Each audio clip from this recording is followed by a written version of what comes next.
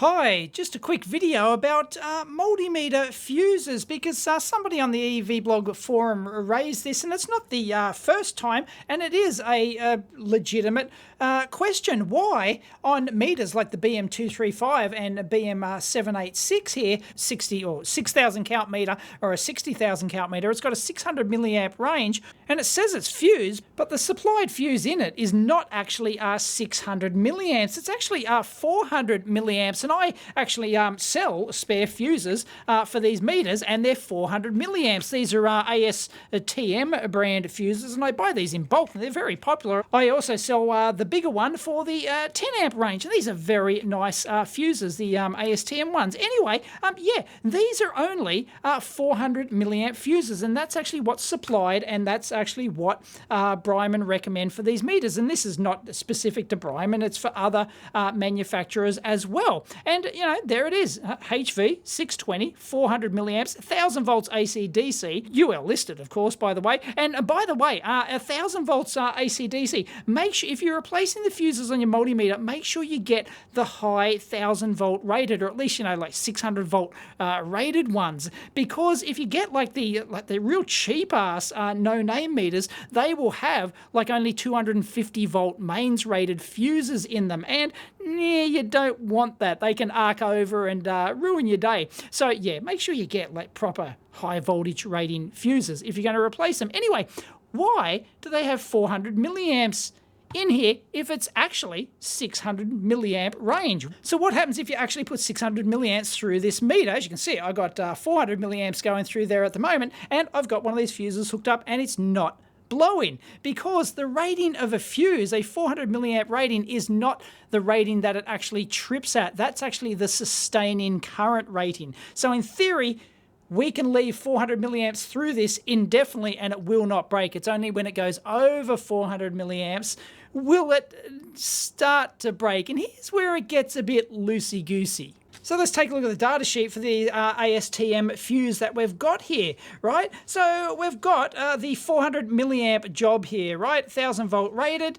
And at 400 milliamps, it's actually going to have quite a large voltage drop, and I've done, you know, burden voltage videos about that. So, yeah, putting a large amount of current through these, you can really get large burden voltage drops. Anyway, they don't actually give you an actual trip current on here, but that is its rated current is its implied hold-in current. Now, there is a mysterious figure here called typical pre-arcing, and this is also known as the melting thermal energy, and it's given in amp squared or I squared T, so it's a time unit. This is the thermal energy required in order to basically melt the fuse. And well, you can whack, you know, your 400 milliamps into that, but it's not really going to give you like the time taken to actually melt. That's not really what it's for. So for practical purposes, it's more academic. For practical purposes, you really have to go to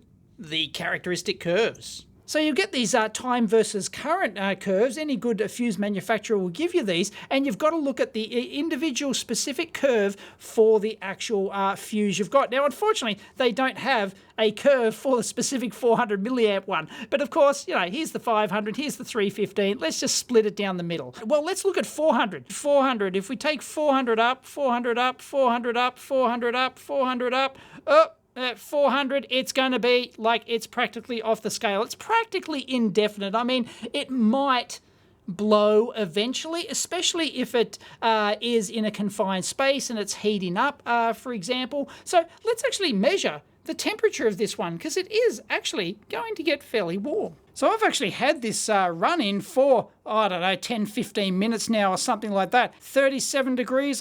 My aircon's off, so there's no airflow. But of course, if you put one of these inside like a sealed fuse compartment inside a multimeter, then it's going to heat up more, because it takes you know, more effort for the heat to actually radiate out. But then again, the heat can actually go into, it might also be lower, because the heat can actually dissipate. Oh, bloody thing. The heat can actually The heat can actually dissipate, of course, through the metal fuse contacts and into the PCB traces and stuff like that. So they inherently have a bit of heat sinking on them. But anyway, you know, this might eventually blow, but, you know, like according to the data sheet, it's going to take a long time, and there's going to be like manufacturing tolerances in the fuse as well, the fuse wire itself. And, well, you know, these are just like typical curves. They're not like absolute guaranteed. Anyway, or what do we expect to happen at 600 milliamps? So if we extrapolate this up here, it's going to be somewhere between here and here, and I put that, my Mark 1 eyeball says it's around about there. So we're looking at 100 seconds, 200 seconds, 300 seconds, somewhere between 300 and 400 seconds. It should probably blow at 600 milliamps. So you can, like, according to the data sheet, it actually does have a significant amount of time to actually measure. That's more than enough time to measure your the current, your maximum 600 milliamps, but it's enough to protect the meter that it will eventually blow, or certainly if it goes to an amp, it's going to blow a lot quicker. What do we get for an amp? Let's have a look. So if I take it up to an amp, yeah, it could blow. It's going to blow in a couple of seconds there, and that's what you want. And if you're going to get like an over current fault, you know, might get a couple of amps or something like that. And you can see how it gets, you know, pretty non-linear here at the higher end, because it's all a bit, yeah, it's all to do with the thermals and how quickly they blow. And it's really complicated stuff if you want to get into the physics of, you know, the real physics of how fuses blow, but a bit non-linear. But like, you know, it's going to be blowing in like up at a couple of amps. It's going to be blowing in like tens of milliseconds or something like that. Okay, so I'm going to increase this to 600 milliamps, and we'll see how long with the stopwatch it takes to blow. There you go, 600 milliamps. As you can see, more than enough time to take your measurement, and it's not blowing yet. Of course, it's already had time to heat up from, you know, tens of minutes. 47 degrees, you know, it's getting significantly hotter. So, oh no, she blew. It was somewhere in 50 seconds there. Okay, so let's do that again. 600 milliamps. And I'll get some data on a couple of these. So what we had are like 50 odd seconds before, which is, you know, as I said, it's going to vary quite substantially. If it blew in a couple of seconds, I would be concerned. But it's not. There you go. I got some heat sink in here from the leads, but it might have more if it's like on a PCB and there's big current, you know, big clamps right around it. Thermal transfer is not very good. They're like little spikes on them.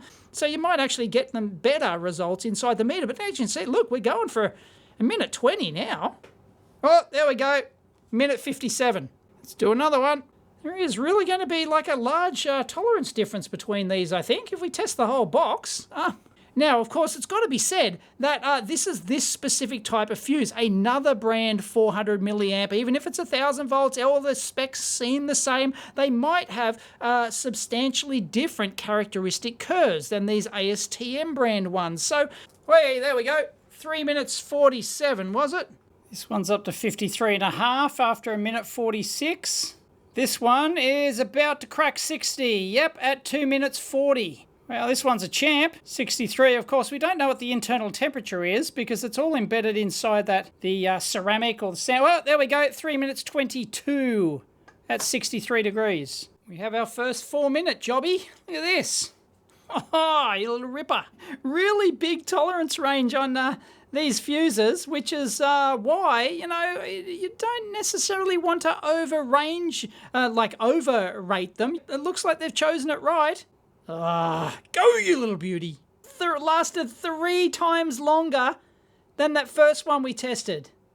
That's incredible. And this is what you have to account for when you're designing fuses like this into a system, especially if it's, you know, critical. You don't want to oversize them, don't want to undersize them for your task. It's, you know, and beware of surge currents as well. By the way, I'm not turning this on 600 milliamps straight. I'm turning on 400 milliamps first and then ramping it up to 600 so that, you know, any like power supply turn on spikes the output capacitor or whatever doesn't dump some extra charge into it and make it, you know, surge blow or something like that. So, because these are quick blow fuses, these aren't slow blow jobbies. 77 degrees after 7.5 minutes. Wow, this is crazy. This is going to last 4 times more than the first one we tested from exactly the same batch, like the same box. Check it out, 83 degrees. So I actually spoke to Bryman quite a few years ago now about, because somebody asked this exact same question, so I thought I'd get Bryman's opinion on it, and they said, yeah, like exactly this, is that, it holds up for long enough, but you don't want to oversize it, but then you can get potential temperature issues, and that can damage other stuff in your meter or whatever. So you don't necessarily want these things to heat up too badly, but you want to protect them. It's a trade, but you want to protect your meter, of course. So you don't want to make it too high. So it's a trade-off. So there's a super fuse. Oh yeah, Bernie, Ernie Bernie, don't touch these things. But that's a credit. Yeah, 90 degrees. Wow. Oh, there we go. It blew. I missed it. Walked away for a little bit. Got our shortest one at 45 seconds. Okay, what I'm doing is measuring the voltage drop across there.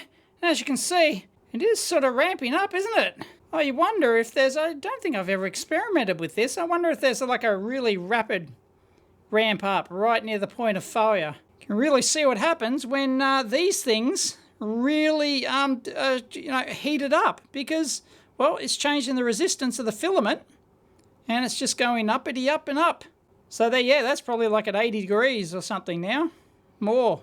And blow, you bastard. By the way, I had one previous that I didn't shoot. 45 seconds. Phew. Oh, we're going to crack 3 volts. It's a massive drop. You really have to take all this into account when you're using your meter. Burden voltage can be a real bugger, and changing your fuse from one brand to another can make a very large impact. And at high values like this, at really high temperatures, yeah, I mean, it will go to that maximum of, it'll be able to measure your 600 milliamps, but at the huge cost of burden voltage. Wow, well, this one cracked the other one. I think we might have a new winner here. There's a huge difference in, it's not like I'm adding, really any extra major heatsink in there by adding those 2 extra clips on. This is why when you're measuring these sort of currents, you want to use your amps range instead of your milliamp range. Sure, you lose a digit of resolution, but well worth it. I want to get this video done and edit the thing. I came back to the lab. It's now 20 past 9 p.m. Wish the meter had a feature when it'd beep when it drops to 0. That'd be neat. Yes, 100, 102, 103 degrees. Oh, we just lost a digit of resolution on our FLIR there. Wow, this is turning into a bit of a valuable lesson video here. Is that these things can get insanely hot and, hot enough to damage your product in some way, perhaps, damage surrounding components or affect its performance or whatever. We've gone from, like the shortest one, 45 seconds to 12 minutes. I could be here all night. Who knows what the upper bound on this is? All it takes is for the wire to come out however they stretch the filament wires in the machine that extrudes them, or whatever, however it does it. I don't know how they actually manufacture that. That'd be a fascinating video, wouldn't it? Tour of a fuse factory. Can't exactly travel at the moment, so it's not that we have any fuse factories here in Australia. 111. It just ain't stopping. So you can imagine if you had that, like inside a sealed case. I mean, I don't have my aircon here, so there's really no airflow in here, but still, we do have, like, it's just sitting there flapping around in the breeze, right? Well, it's flapping around in no breeze. It's a bit different to being cooped up in a little fuse compartment, sealed fuse compartment. Glad I was almost going to stop my testing at 5 after the 45-second one. I went, oh, yeah, do another couple, and, well, glad I did. Look at this, 14 minutes. I mean, what was the upper bound of that?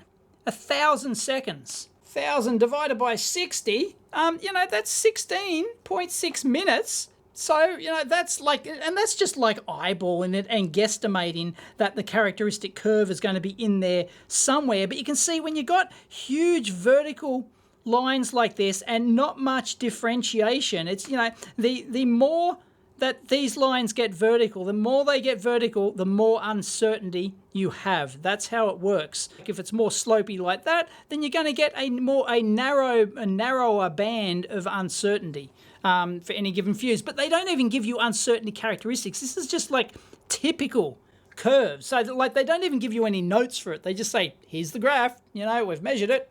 I don't know, did they take averages? They don't say, so they don't really guarantee these things. So maybe, some other manufacturers might be different. You'd have to look at different data sheets and stuff. Got to remember, this graph, this axis, the y-axis is log axis. Well, so is the x-axis as well. But come on, you've got to give this video a thumbs up just for my perseverance here.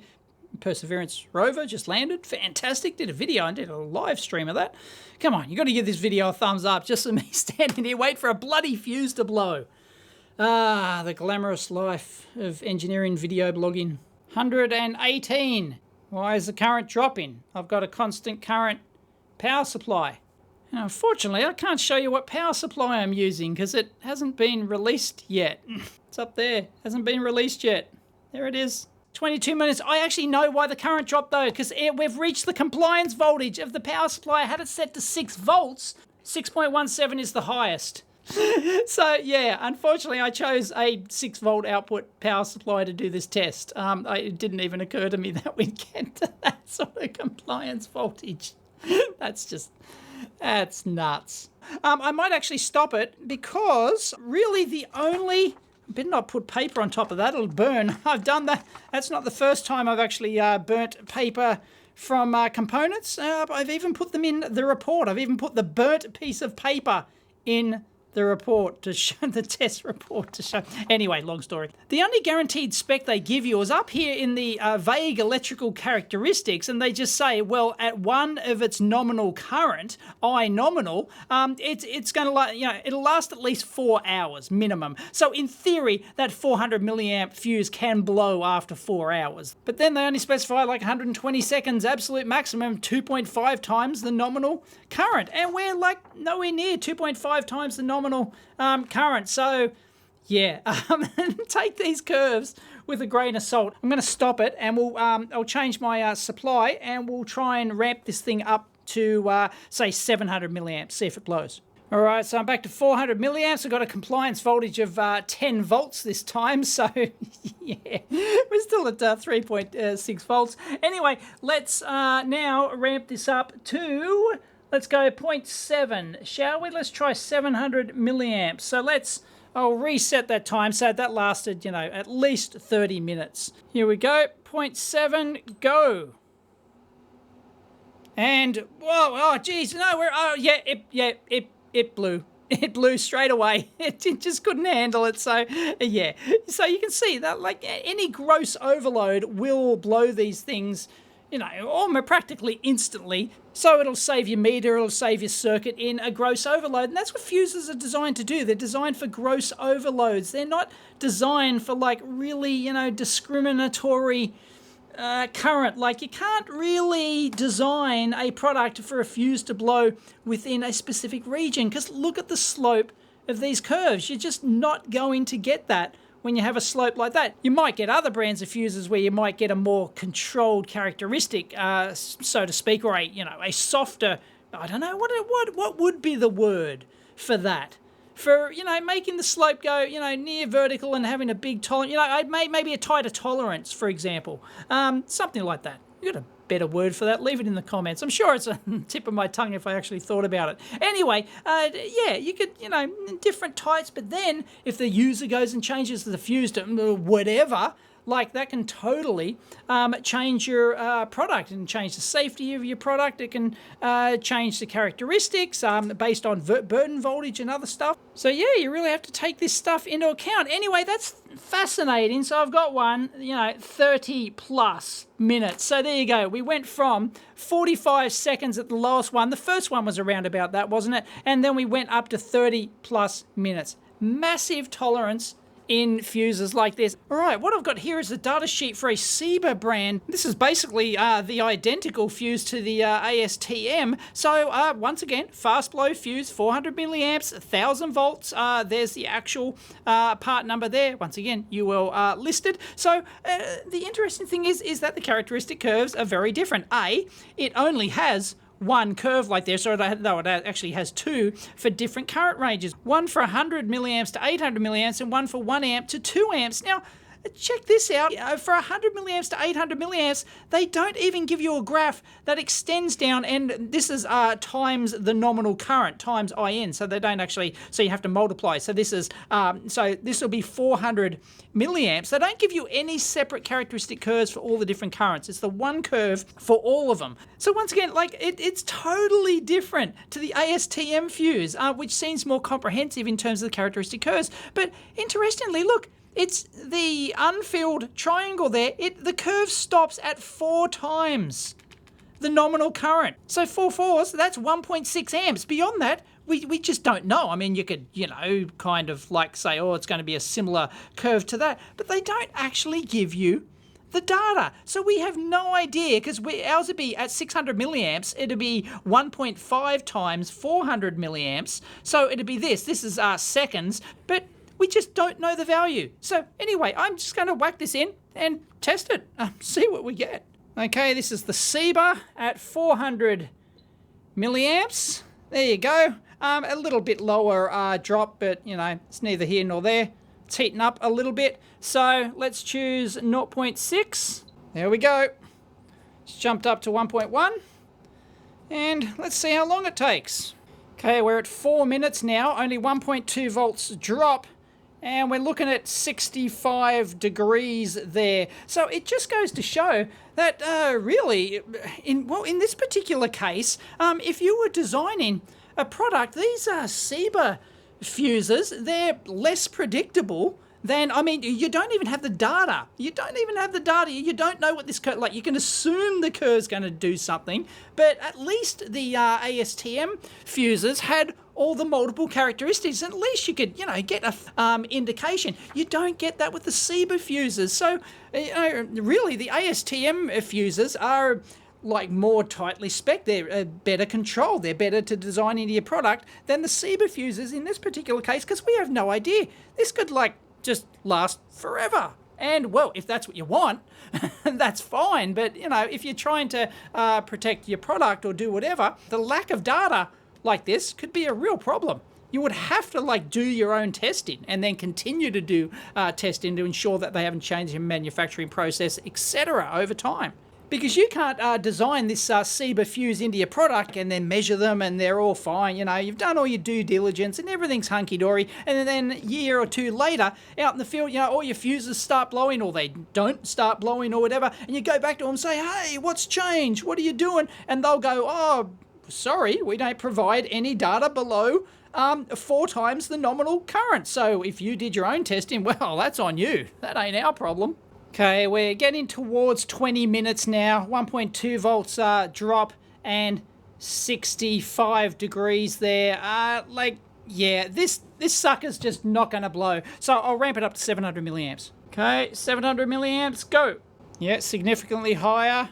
But yeah, it's going to take much longer to blow than the ASTM did. This could last minutes at 700 milliamps. So this is a 400 milliamp fuse. No wonder they were a bit coy with their curves over here, because, well, yeah, they don't want to tell you. Nah, I just don't think it's got the balls to do it. Not at 1.6 volts. I don't think the temperature is going to be high enough, but, they've all got their secret sauce, their metallurgical secret sauce and everything. But, no, should I take it 800? Yeah, why not? Okay, 0.8 amps, go. 2 volts drop. This is double its rated current. 400 milliamp fuse. Yeah, it's still only creeping up though. I think it's going to last a significant amount of time. Double the current. This is scandalous. And after a minute, we're probably going to crack 100 degrees shortly.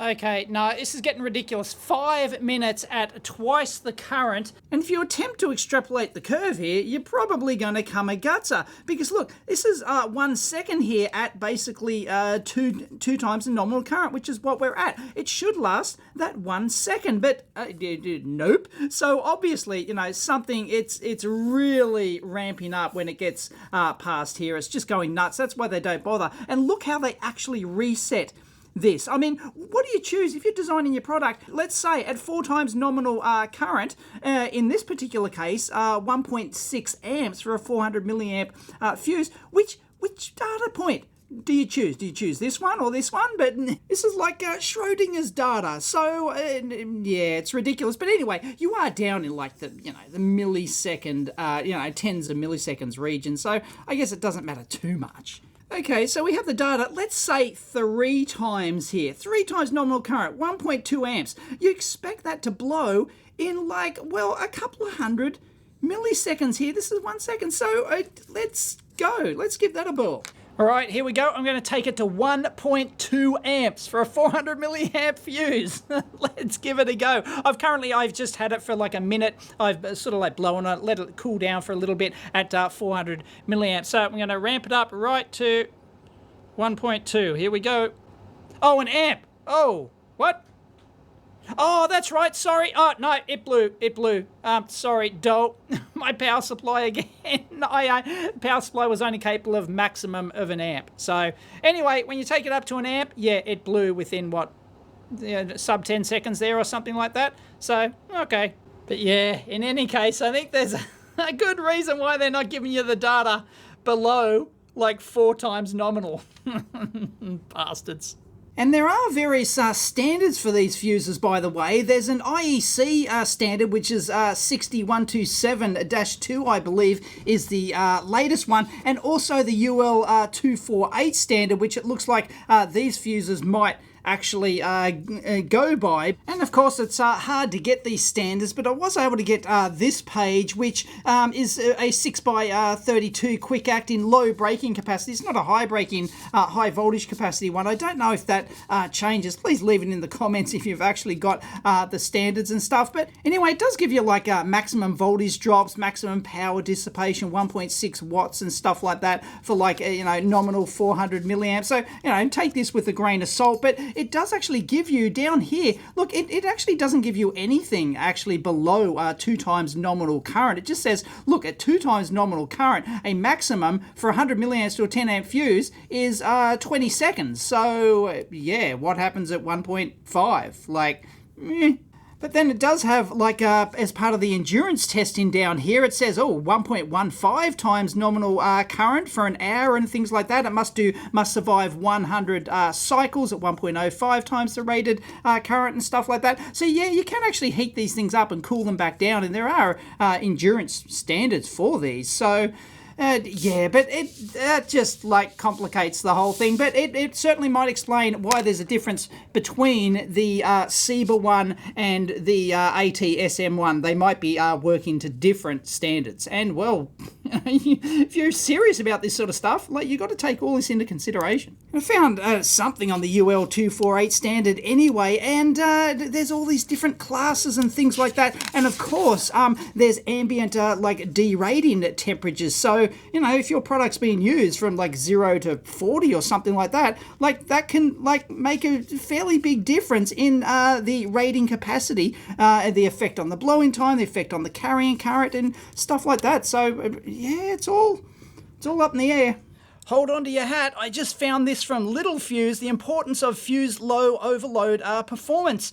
A low overload is like a low-grade fever. It doesn't cause immediate death, but it indicates that something is wrong. It can cause localized overheating, weaken the spring clips, or damage the plating on the fuse holders and increase their contact resistance. It can melt the solder on the surface mount fuses, can melt plastic housings, and make fuses impossible to remove. Yeah, all a valid design points you've got to consider. Anyway, they say currents between 110 and 135% of fuse ratings present a severe challenge to the designer because they can subject parts to high heat for extended periods of time, and because fuse behaviour at these currents can be difficult to predict. If the fuse does not blow before damage occurs, there can be claims under warranty, etc., etc. Fuses behave in predictable ways when subjected to substantial overloads or short circuits, but low overloads exist in a less predictable realm. For example, 110% of rating of a mini automotive fuse will open somewhere between 100 hours and never. At 135% of rating, the fuse opening time is between 0.75 seconds and 10 minutes. Yeah, that's the kind of variability we've seen here. Published curves are available from the fuse manufacturer. However, typically they apply to overloads in excess of 150%, hence why the SIBA fuse, well, SIBA, they're just saying anything under 4 times, bugger it. And they show average characteristics. As I said, it's, they're not guaranteed. They only show averages. In fact, low value overloads are not generally considered part of fuse specifications at all. Yeah, good luck. Another source of difficulty is that different technical standards for fuses describe different behaviors at low overloads. For example, with one exception, it's impossible for a fuse to satisfy both the UL CSA and the IEC rating standards. So pick one. Calls for a fuse to operate continuously at 100% of its rating. A fuse made to the UL 248 and standard and operated at its rated current will eventually open. For this reason, UL fuses are customarily operated at no more than 75% of their rated current. That's interesting. And look at all these different standards here. So there's various standards, and at the 600 milliamps we're looking at here, or 150% of the rating, well, these the SAE and the UL standards not even specified at all. This standard not specified, like 60 minutes minimum, for example. It's like, it's all over the shop. But they say, look, there is a new 60127 IEC-4 standard. Fuses must not open in less than 1 hour at 125% of the rated current and must open within 2 minutes at 200% of the rated current. So it can still, at twice the current, it can still last 2 minutes under this new IEC standard. Nuts. And here's a table for different little fuse, their different types and what the applicable standards are, and the opening time at 135%, for example. And look, it's all over the shop, like 0.75 seconds to 30 minutes. Come on. So basically, one of the top manufacturers, Little Fuse here, they're used in like all the fluke meters and everything, and they're just saying, throwing up their hands and just saying, meh, it's complicated. It's like, you're pretty much on your own. And, leave it in the comments if you want me to do more detailed tests, but I'll leave it for now because I've got no shortage of these. I've got many, many boxes. I sell these on the EEVblog store. I bulk buy them, like 1,000 at a time, so it's not a problem.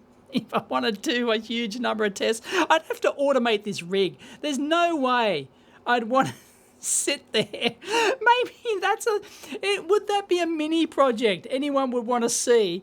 Would be designing like a little board that had like 20 fuse holders on it or something.